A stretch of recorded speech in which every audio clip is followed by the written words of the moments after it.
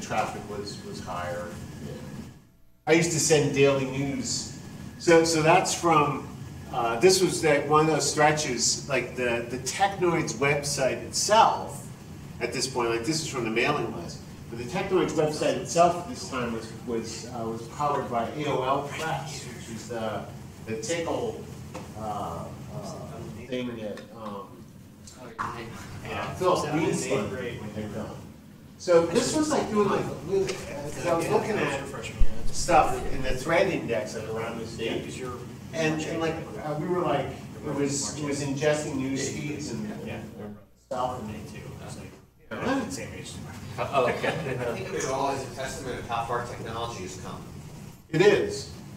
Back in the day, you had to roll your own things. Some of these things were roll your own things, and nowadays, I guarantee you 90% of what you think about is being done in one shape, relative shape. Yeah. Yeah, but now you still have to. Not necessarily overall problem solution. You're trying like you're delivering this, you're delivering that, but the tools that you need to get there. Yeah. Well, but I think it's still a matter of like, thanks guys. Still a matter of putting together all the pieces. I think is kind of the big challenge these days. Frameworks, there's what, 30 different ones to choose from? Yeah. Which one do you choose that you will be there tomorrow? Wait, how are lessons doing? Whoa. Huh. Look, they still run lessons.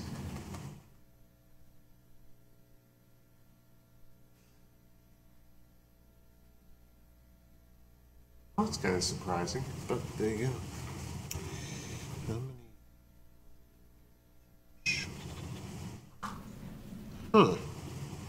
So now I have to see. I should have been like querying people to find out what was going on the 14th. What was that? That was Tuesday, right? This past week? Because we had that pretty good spike. Session?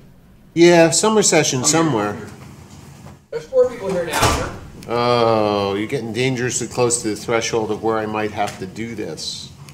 So can I put in a comment about changing the raffle so that you must be here to win? Oh, yeah.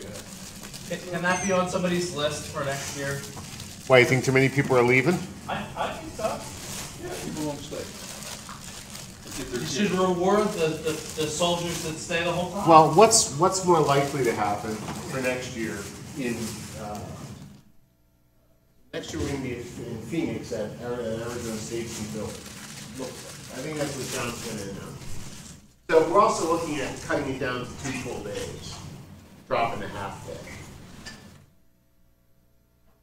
Just to try and Beef up attendance. yeah, try and beef up attendance and try and get so it cuts travel costs and try and get people to not drop out that half day anyway. Like a lot of people left this morning already.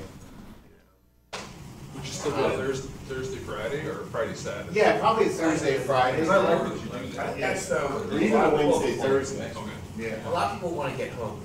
Yeah. They don't care about going back to work. Yeah. They want to get home. Right. I think if you had, obviously with dwindling attendance numbers, but I would come for 3, if it was Wednesday, Thursday, Friday, full days, Wednesday, Thursday, and Friday, and like longer, like birds with feather sessions or something where you could work on, something Doing stuff that, together. doing stuff together, something like that. Maybe what you do is you move it to say, it's a 2-day conference, but then we have a full day BOF before. Yeah, workshop day. Well, that's how Workshop it used to day. work, right? If you go and pull the agendas from like Right. 94, 95, 96, Wednesday was a workshop day. Yeah. And then Thursday and Friday were full days. And then sometimes there'd be stuff on Saturday and sometimes there wasn't. And usually it was just like 2 sessions in the morning. So I think that I like the workshop idea a lot. If we can, try and figure out something that's going to draw some people, maybe get some community help in putting that together. That'd be really helpful. And then going back to and then just cutting back to the Thursday Friday thing, because we're getting well, actually we ended up hitting this year as many people as we had last year, but that was both around the 260 range. which is a big drop off from like the year 450. before. Well, we never hit 450. I mean, we got over 400 in Vegas. We were close to 400 at Harvard. But our real number is really between 3.25 and 350. That's what the where stuff would land. When we so 250, but when you look, I mean, I know that see, one of the things that happens with the Technoids mailing list is it sends out those reminders at the beginning of the month, and so there was a bloodlet that ran. Really? Yeah, like we did a stretch from for about that ran almost a year from like this past June, from like June 2015 or June of 2014 to June 2015, where we would lose 10 or 12 subscribers a month at the because what happens is it sends out the reminders and then and they bounce because the email addresses don't exist anymore. And then it pruned them eventually, pruned them like later in the week after I tried a couple more times and they still bounced.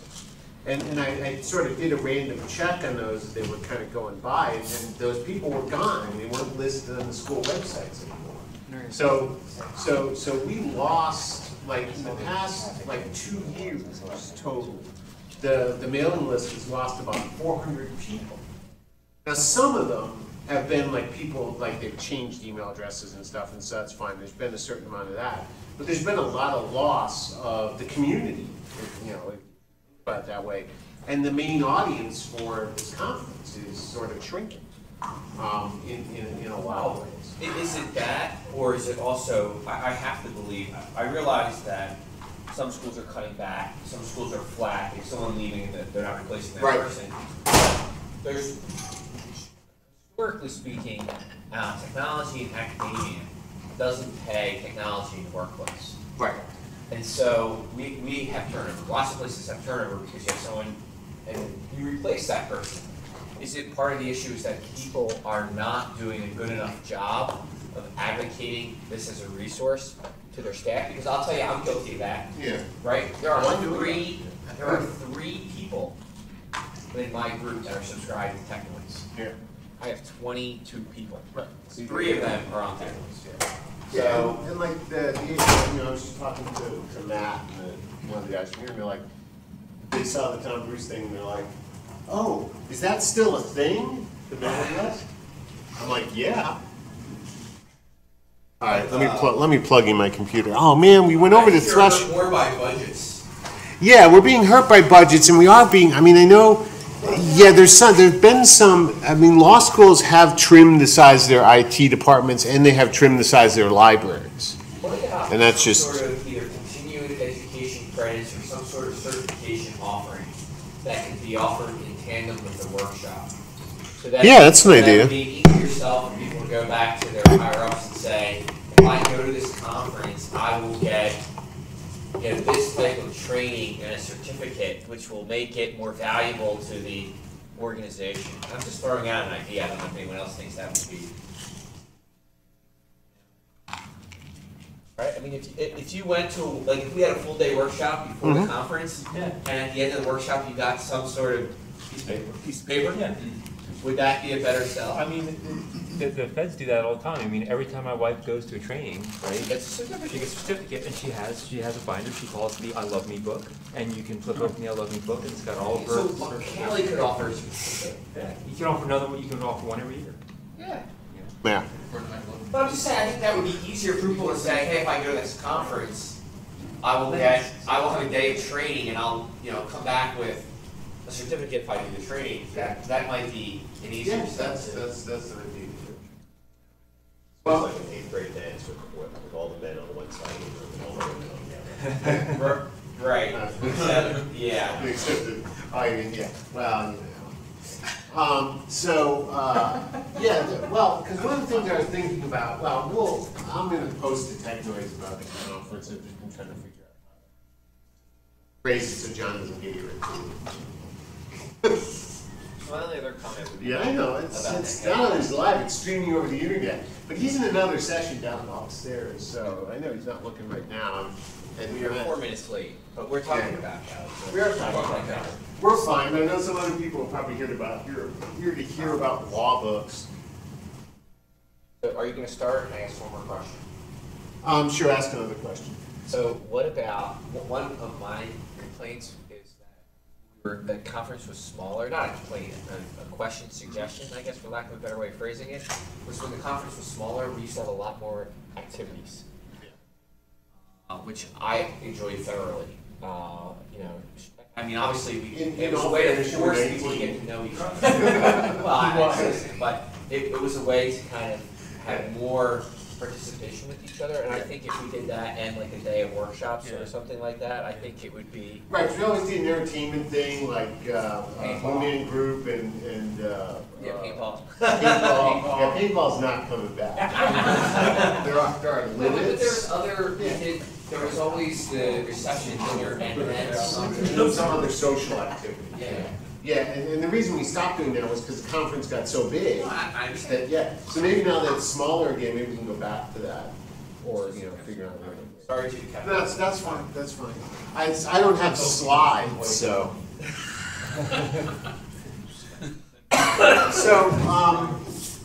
So what I wanted to cover in this session. Oh, I'm Elmer Masters, the Director of Technology for CALI. In case anybody doesn't know, does anybody not know that? No, okay.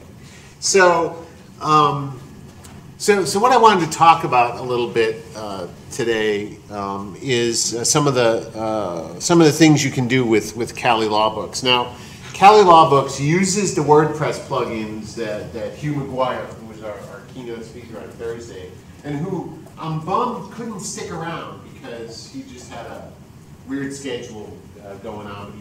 I was glad that he could come and do the talk on Thursday. And I didn't feel like cashing in on one of the. Anyway, I kind of feel bad about sticking people in this time slot in the agenda, so I don't mind taking the slot. This is actually a little bit bigger, I think, than the crowd for last year's Lawbooks talk. Yeah. So what happens with this is, I mean, the best way to describe Lawbooks is a self-service book publishing thing for law faculty or student. Actually, anybody with an active CALI account can use it. And the big differentiator that people want to know, like what's the difference between eLangdell, right, the eLangdell Press and that whole project, and Lawbooks. So the difference is, you don't get paid for doing this. That's the big difference. Now, the eLangdell project and eLangdell Press, I mean, all the material that gets published by eLangdell Press is submitted. There's a committee review to decide whether or not your title gets published. There's peer review of the material. It gets published as, it gets featured it's on the main CALI website. We plug it into Lulu, we do a whole bunch of stuff with it. It operates more like a real press than this would. So that, whereas Lawbooks, you show up with your stuff and you can just jump right in there. Now ideally, when we were setting this up, one of the things that we had in mind was that perhaps this might work as sort of a farm system kind of thing, right? You put your stuff in here, we keep an eye on what's in there. I'm like, ooh, this looks good, it's getting a lot of use, and maybe it'll benefit from, getting more review and that sort of stuff and become an actual eLangdell type.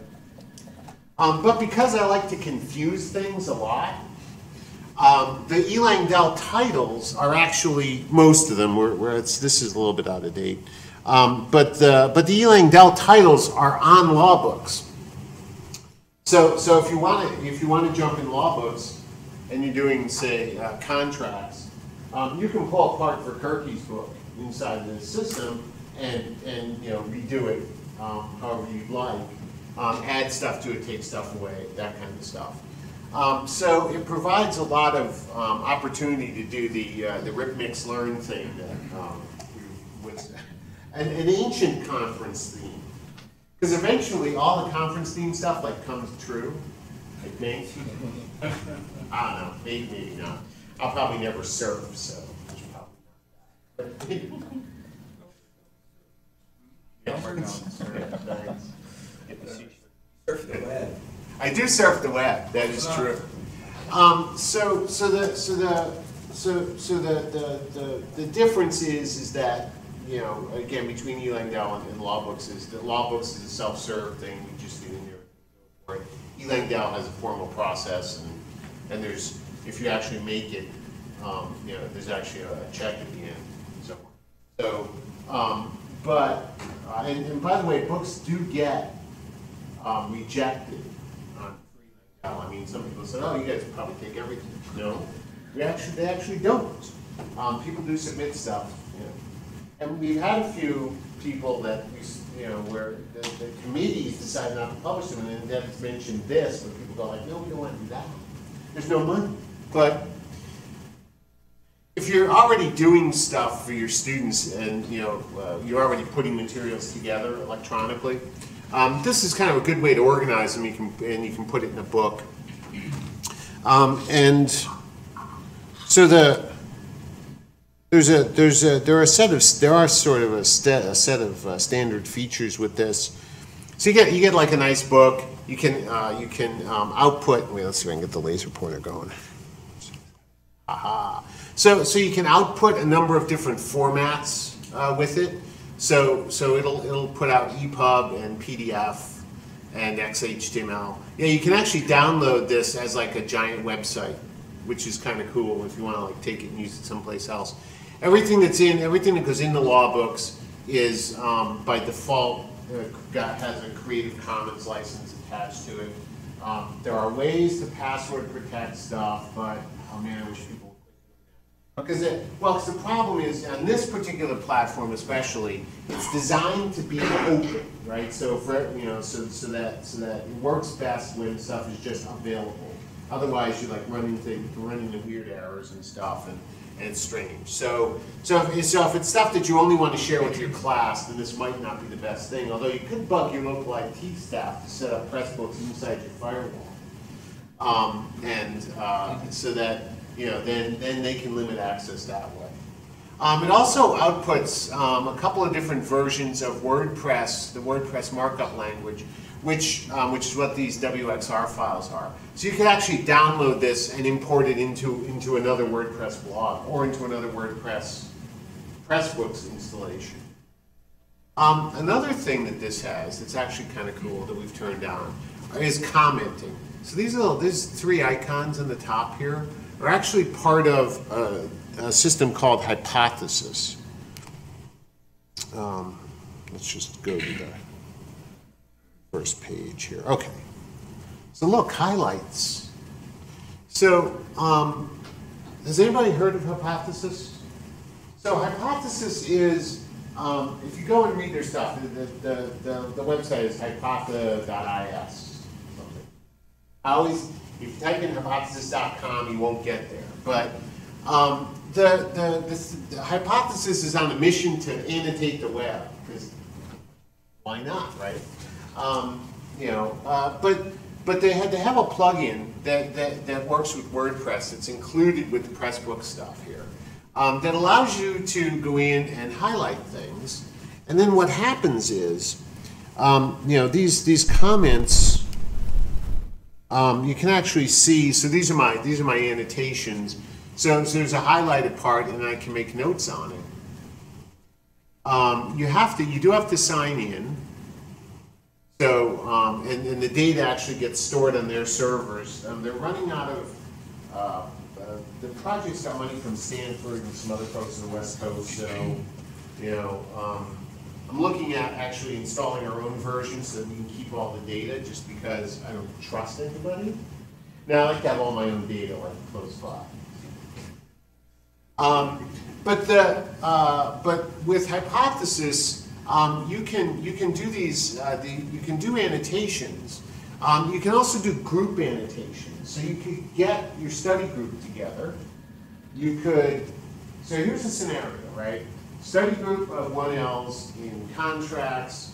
The material that they need is in a casebook here. they can make a copy of that because that's allowed under the licensing. Put the copy up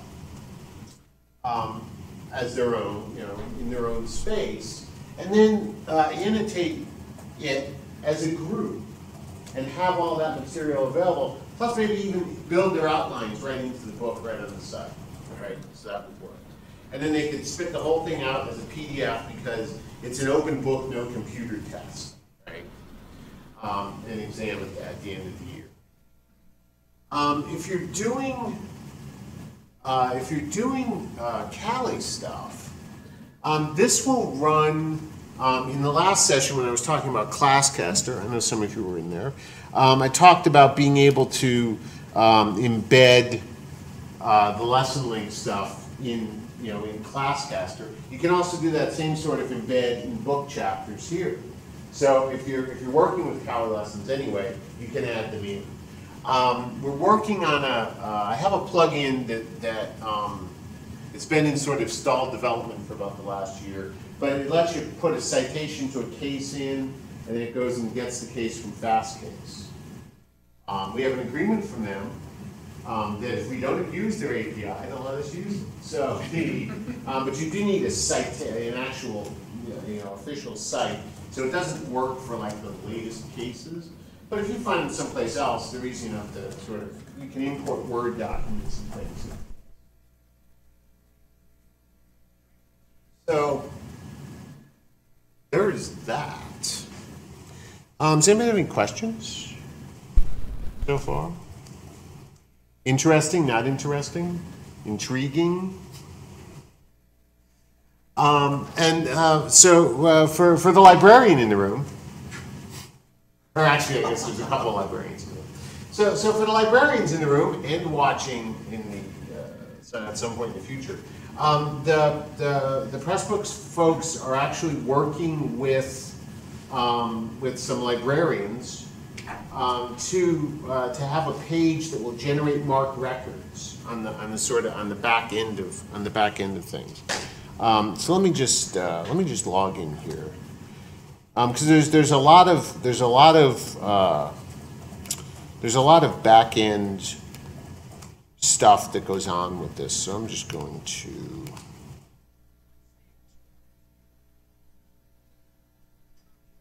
Don't anybody peek. You realize you're live. Hmm? Yeah, you're broadcast. You are live. Yeah, I on the know. internet. I'm aware of that. Everybody zoom in now. Yeah, right, everybody zoom in right now. There we go. Right, if anybody wants to decode those dots, that's fine. I'll just change all my passwords. So, so if once you're logged in, you get access to, you get your own list of books. It's thinking. So you have a catalog. Oh, that's right, I loaded Baby Blue before it turned into Indigo. Indigo book? Yeah. So we've got we do have a bunch of we do have some books in here. So this becomes your own kind of private catalog for stuff if you have like multiple titles. But one of the things that that you can do if you're looking at a specific book, and we'll take a look at Kratzky's.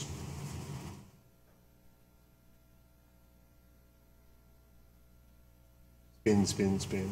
So this is a tax book. It's very exciting, as all tax books are. But the thing is so one of the things that the Pressbooks people are working on is a way to, because there's every book has an information page that includes a lot of information which librarians will recognize as being sort of the kind of thing you might see in a marked record and that kind of stuff. Well, they're actually working to change the way that this page sets up and exports its data so that it will export a marked record so you can catalog these things more easily. Right now, as an aside, the Eli Dell books are being cataloged by American University as part of their ongoing project to catalog CALI resources. So they are in OCLC, which is exciting, I guess. Really? Yeah, well, we actually, it was funny, I actually shared that information with the Pressbooks folks, those MARC records, and that gave them, like, oh, so we can do, even though they weren't generated from Pressbooks, it gave them an idea of how it could map, because I've got the books both in here and the catalog versions, which point to the Elin Dell study. And the thing is, as you put books together, you know, you can do a lot of things. Yeah, and you see some interesting things here, right? Like there's an on-sale date listed. I'm actually suppressing a lot of the e-commerce stuff, just because it adds a lot of back-end hassle to the thing. Like I don't want to have to worry about PayPal connections, for example, to sell books. So our focus, the other thing that happens is that this uses a set of plugins called Open Textbook that sets on top of the Pressbooks plugins that are on top of WordPress. And the Open Textbook ones actually suppress even more, you know, a certain amount of e-commerce stuff too. Because the idea is we're developing open textbooks, we're not selling them, and so there you go. But there are ways around that. If somebody actually comes up with like a viable sort of model for exporting things or selling things, I could look at that. But so when you're building a book, right, you can import it, and you'll notice that it actually takes docx files. So it will import Word documents. And ODT. And ODT. Yeah, the ODT ones, I've had more problems with it. But the Word one, a lot of people, people use that. And there's information on the site about how to format a Word document so that it picks up all the chapter headings and stuff. And then it'll break it up into chapters when it does an import, and and you can deal with all that stuff. It still requires some work, obviously, to go through, but it's not a rewrite. I've also had folks who've used this just copy and paste from Word. That works okay, and there are search and replace things for going in and getting rid of all the crazy span tags and stuff that Word puts in when you do that. It's kind of a hassle, so. But you can also, oddly enough, just simply and like I don't know, I can't sell.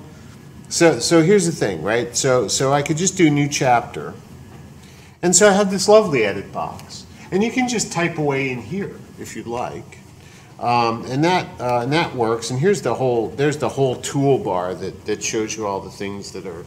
All the stuff that's available, but if you opt to edit, actually right here, it does autosave. It's got there's spell check on it. If you want, I could probably there's a plugin that does annoying iOS autocorrects. No. You can do distraction-free writing, although that's not quite so distraction-free. But it does get rid of the one toolbar, so you could edit. You could actually do your authoring right inside the system if you wanted to. So, and when you're putting stuff together, there's you can do drag and drop type things, so you can move stuff around, right? So now my title page is wherever it's not supposed to be, I guess. So you can move things around. You can set stuff to draft and publish. You could pick things to not export. So you might have some material in here that you want to sort of keep in the online version, but you don't want exported as a PDF for one reason or another. I don't know what that might be, but maybe it's just not done yet, right? So you can clear the export thing, and when you run exports, that won't happen. You can mark stuff as private. So before the whole thing gets published, it's private, but giving access to it means somebody has to actually register on the site, and you have to go in and give them access to it. There's no sort of way to audit that. You could just keep the book private, but again, it really wants to be free.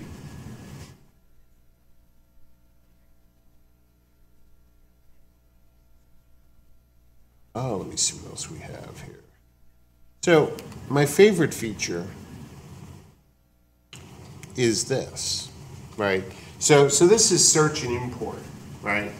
So what this lets you do is go out and find places to search for books. Now, right now, the only URL that's in there is this one, right? But there's a link there that says, let's manage the list of domains. So I can go and do that. And I can click the Add URL button. And we can tell it to go look at, I can type better. Let's see, pressbooks.calidev.org. And I can add that URL, and I can save my changes. So now if I'm on that search and import page, so now I have two places I can search, right? So I can search the local version for title, you know, for chapters or just whole books. Or I can search, I can just search up, search another Pressbook server, right? And if I type the URL right, it would actually work. That's kind of like a bonus. That's supposed to be one word. Save those changes. It should update. Okay, there we go. So over on that one, I have let's see, what do I have? I have one book that's publicly available. So it's this one. So I'm going to search for. Wait, go back. Okay, so I'm going to do a search for. Let's do a search for. Well, let's see. We can do a search for discovery, right? So I'm looking for. So I'm going to go to. I'm going to tell it to search Pressbooks at CALI Dev, and I'm going to look for discovery. Right, and I'm telling it to search chapters, not book, or to search chapter titles, and then I'm going to hit the search collection button. So it brings over it now. So there's that chapter, right? So that's the chapter from the other system, and I can now add that to my book, right? And then there's a whole process. You click the thing. And it does an import, it asks you some more questions, and it inserts it into your book, and then you're off to the races, right? So now think about this, right? So 15 years ago, almost 15 years ago, Tom Bruce, actually it was more than 15 years ago, Tom Bruce at LII came up with this system called LIDA, which was supposed to be an cross-institutional federated scholarship repository. It was pretty awesome. LIDA stood for something, that's why it's all capitalized, but I forget what it was, and I couldn't find anything else. There's very little on the internet because that project died many years ago.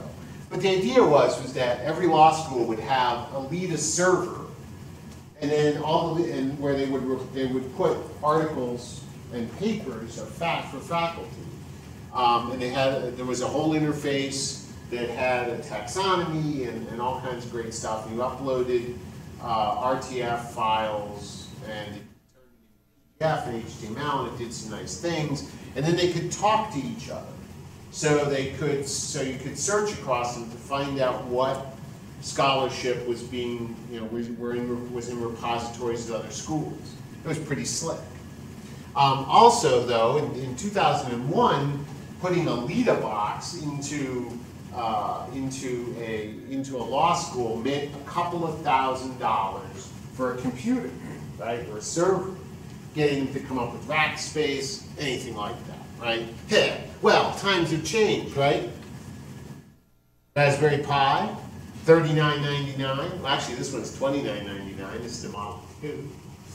Raspberry Pi, as powerful as most servers in 2001, I'd like to add. Maybe a little short on memory, but we can get the storage up there, and certainly processor speed-wise, it's probably comparable with servers from 2001.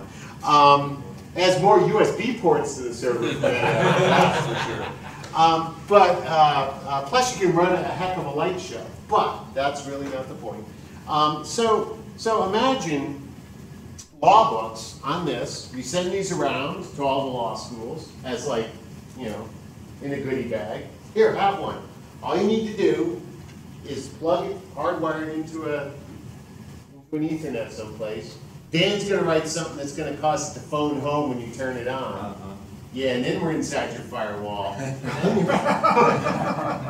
No, but then you've got law books. You've got, you know, you have this self-publishing platform running at your school inside your firewall, so you can restrict access, right? You don't need to participate in the Federation stuff. I mean, it'd be cool if you did. But if you opted not to, that'd be fine. We wouldn't be mad at you. We would always allow you to search the press book, the lawbooks.cali.org, repository for more material. So even if you didn't want to, even if you didn't want to share, we would still share with you. That'd be fine. And then, but if you were willing to share, right, then other people would also share with you, and you could search across institutions to see what other work, you know, what other books or course materials, anything that you can organize in a chapter fashion, you know, had been shared with, you know, put up at a particular school. So we were thinking about that. We bought these. I have another one that's still in the box. With the idea of having them running here, but reality set in at some point. And we didn't, and Dan and I never really had any, I mean, we talked about it, and I even took it home, because it had been sitting in my office for a while, and I took it home like 2 weeks ago, and I was like, okay, all I need is like 2 hours of uninterrupted time to get this set up, and I couldn't even. I have figured out some Haxery back channel stuff to get the phone. I have figured out the Haxery back channel stuff. Oh, have you? So that it'll phone home when it gets turned on? Yeah. So that we would be able to like make sure that the setup is right, and we maintain our back door and all that stuff. Wait, is this live? But you know, so the idea is that, you know, then we've got we've got a bigger, you know, sort of a bigger repository, and it's not costing. I mean, it's sort of a benefit of membership at that point, right? As a CALI member, you're part of, you know, you're part of all this.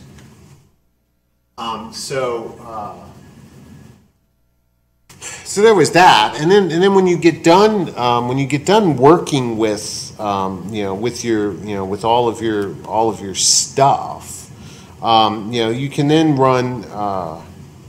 Wait, that was important. Then you can run your exports.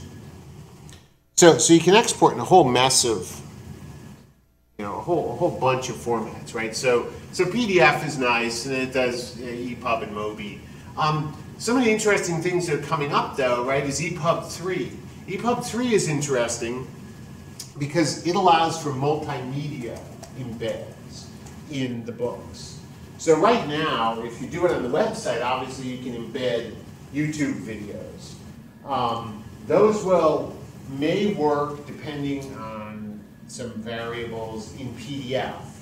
I've seen it done. They won't work in like sort of the EPUB that you would run for like your Kindle, and they definitely won't work in .mobi because Amazon, what do they care? So, but EPUB 3, which is supported by iBooks, I think on iOS devices. I don't know. Nook does it too. Yeah. So EPUB 3 will allow for multimedia. So something like Steve Johnson's wetlands book that was talked about in the last session, I'm looking forward to trying to get that to work in EPUB 3 because he's got a lot of video and stuff in there that we can just then embed in the book instead of linking out to, right? So that's kind of handy. There's other weird things here, right? ICML for InDesign, which is handy if you're actually like laying it out as like a real book, right? If you're, if you've written the thing and organized your material here, but you're outputting it and you need for it to go to an actual publisher, right? So it might run through InDesign to get fancy fonts and all kinds of things like that. The open document thing, which would be like the ODT stuff, note that it's in beta. And then also notice what's missing in the export. What can't you export? Test. Anyone? Yeah, you can't export Word files. Ha ha! So,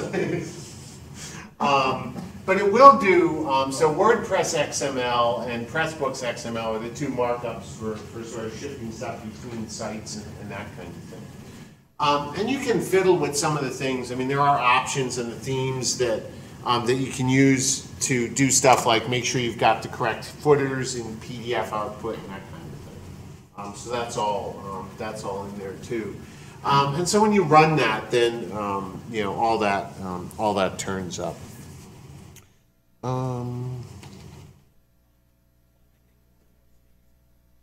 Ta-da! I know. I don't have my alerts turned off, and that was the first one that showed up that I noticed. Any questions? I do, but they're more basic than this group would probably. No, let's go. Fire away. Well, We're fine.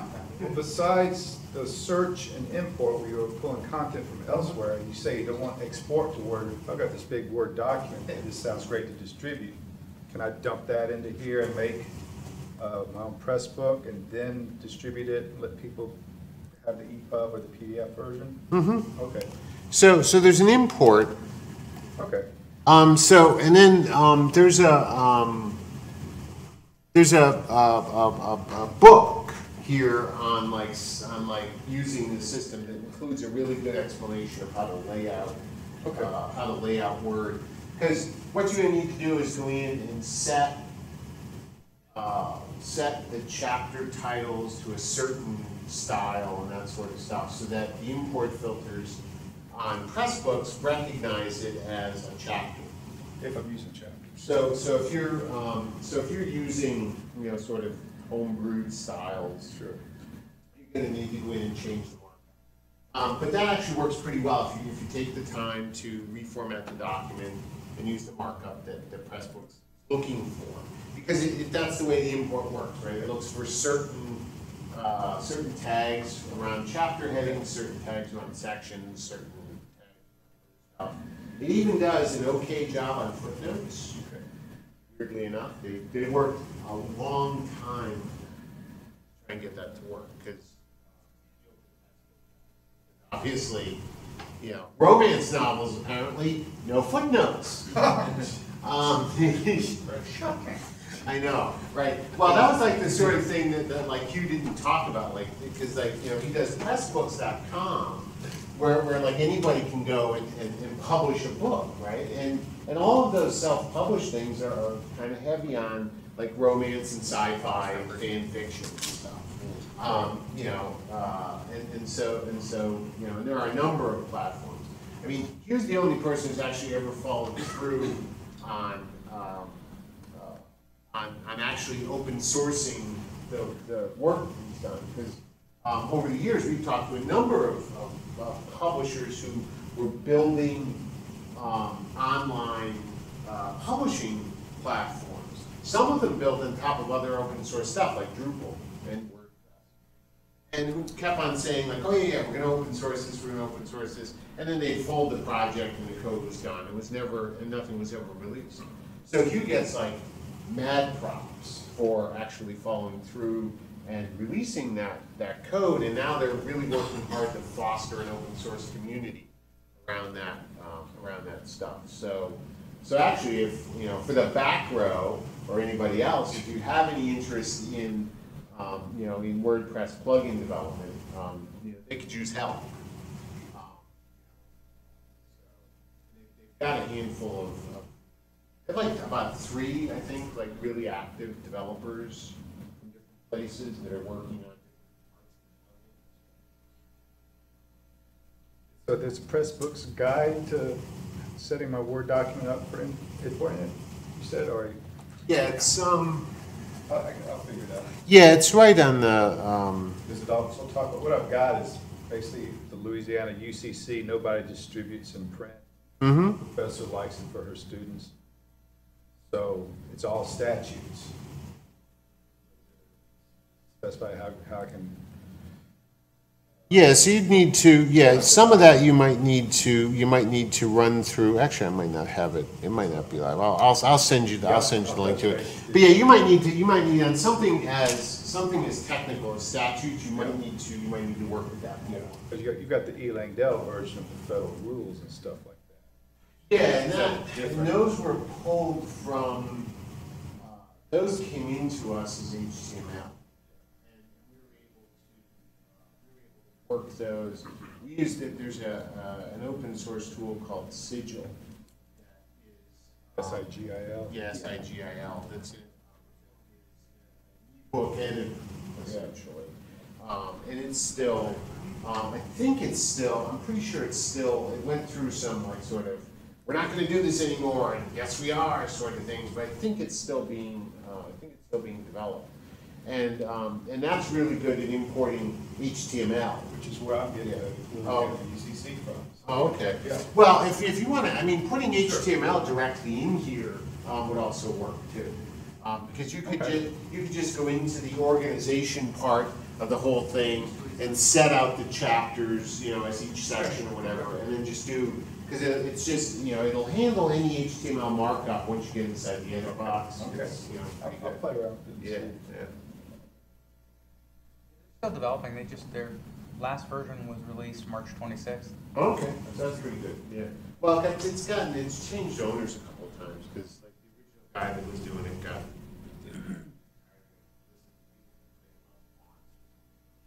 Can't imagine why. Yeah, I know. How come it's not blue? I need it to be blue, yeah.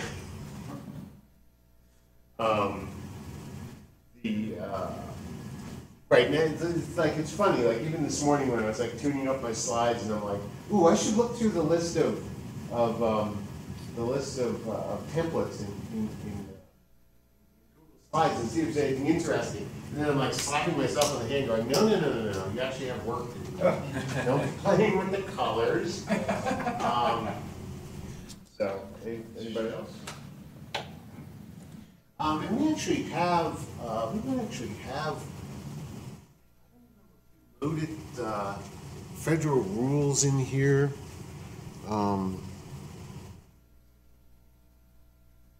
Let's see, we have chapter.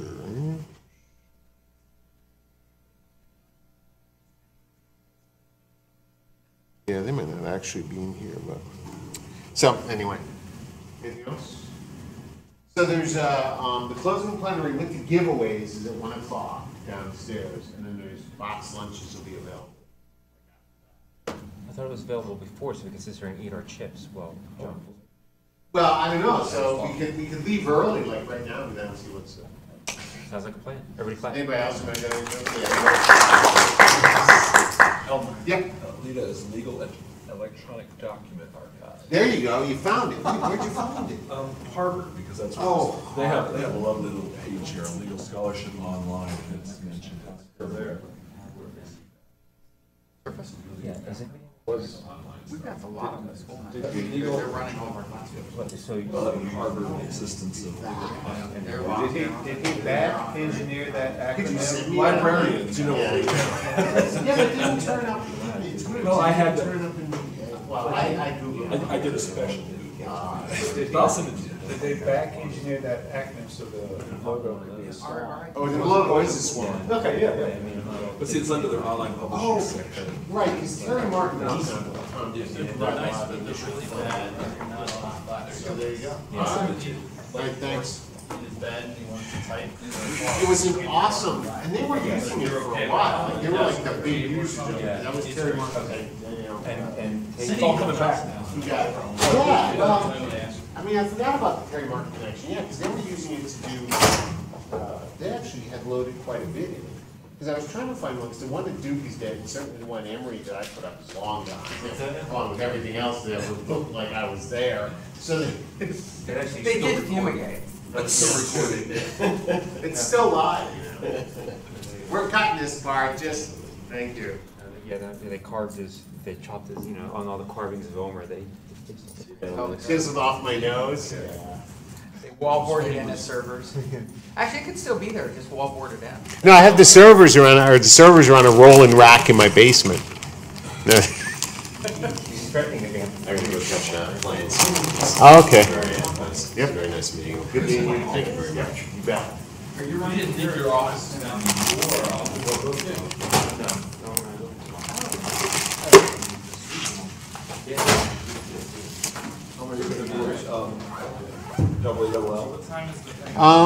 No. No. Well, you know, I didn't draw the short straw, so I don't have to go to. Oh, there we go again with them. What happened? No, I'm not going. All right, somewhere. AALL. See a Kelly Jackson one in someplace hot in June. Philly. I thought it was in July. I thought it was San Antonio. No. Oh, it's Philly this year. It's Philly this year. I mean, it's Chicago this year. No, Chicago this year. Is it Chicago this year? Maybe I will go. Oh, Yeah. man. You Well, gonna the bring your problem is I laptop? get stuck in the booth. Oh, no, we need They don't even grab my laptop in a minute. I'm walking you guys to the door to make sure you actually leave. Well, if there's nothing, if there's no buzz about law books, then we go to the top. I'm I gotta tell you, I'm pretty excited about I hadn't even thought about it really, and then we were saying, I'm like, oh my god, basement light pisses me off so much. The kids are in the playroom and they don't turn the light off. This will fix it. Oh, I'll have to buy a second one because there's two switches. No, I like to go to Chicago. Wait till when I can put the lights on one side. It's only four Okay, foot, you know. let's just shut this down. A regular on-off. Yeah, but right now it's two on-offs. Three-way. No, like right next to each other. One does the first half of the No, lights you and one direct does the other. switches. But you can put them together on one. It's on wireless, right? So it would be a question if the wireless switch had some sort of rating for how much power could be moved through it. It should. Because it would be the load of the line. But it's just four. No, like these yours is set that way so you can turn on or off different sections. Right, that's what I mean. Where it matters more is with the dimmer, because when you have a dimmer, Yeah, no. the you know, it's running amps through the line. And we're not to get.